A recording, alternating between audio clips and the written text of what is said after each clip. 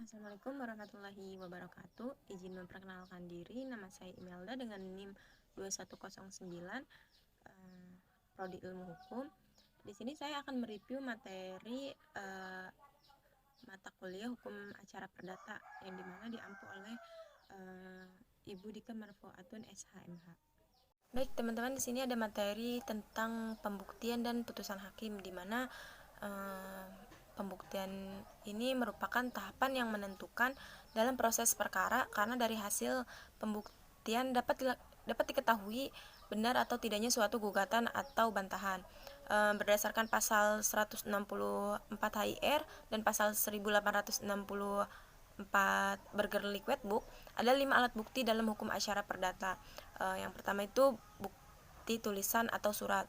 Adapun bukti tulisan dibedakan menjadi dua, yaitu akta dan surat atau tulisan lain. Dan akta dibedakan juga menjadi dua, yaitu akta autentik dan akta di bawah tangan. Akta autentik itu surat yang dibuat di hadapan pegawai umum. Terus ada kedua, bukti saksi. Menurut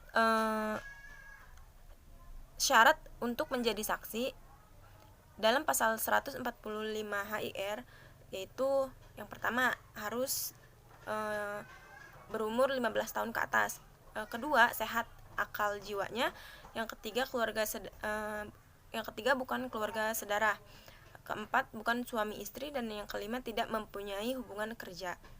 Yang ketiga itu ada bukti prasangkaan, di mana prasangkaan itu kesimpulan ditarik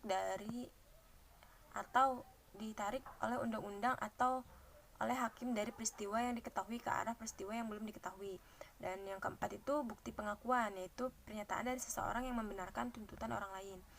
Pengakuan dengan syarat ada dalam pasal 1924 Burger Liquid Book, atau tidak dipisah-pisahkan untuk kerugian yang mengakui atau unsplit bear issue. Dan yang kelima yaitu bukti sumpah.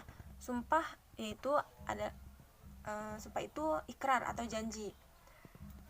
Kemudian ada suppletoire atau tambahan, biasanya digunakan sebagai tambahan atau alat bukti. Dan yang kedua decissoire, yaitu pemutus, di mana salah satu pihak lain untuk menentukan.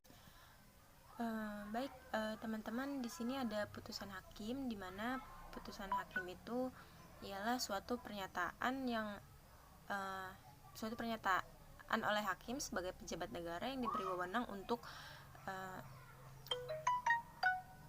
itu diucapkan di persidangan dan bertujuan untuk mengakhiri atau menyelesaikan suatu perkara atau sengketa antara para pihak. Jadi putusan hakim adalah perbuatan hakim yang sebagai penguasa atau pejabat negara. Adapun isi dan sistematika putusan.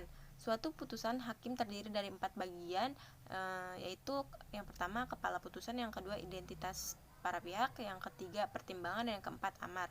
Adapun jenis-jenis putusan, pasal 185 ayat 1 HIR membedakan antara putusan akhir dan putusan sela. Putusan akhir ialah putusan yang mengakhiri suatu sengketa atau perkara dalam suatu tingkat peradilan tertentu. Kemudian ada putusan sela, yang dimana putusan sela merupakan putusan yang dijatuhkan sebelum putusan akhir. Mungkin itu saja review dari saya untuk materi hukum acara perdata. Kurang lebihnya mohon maaf.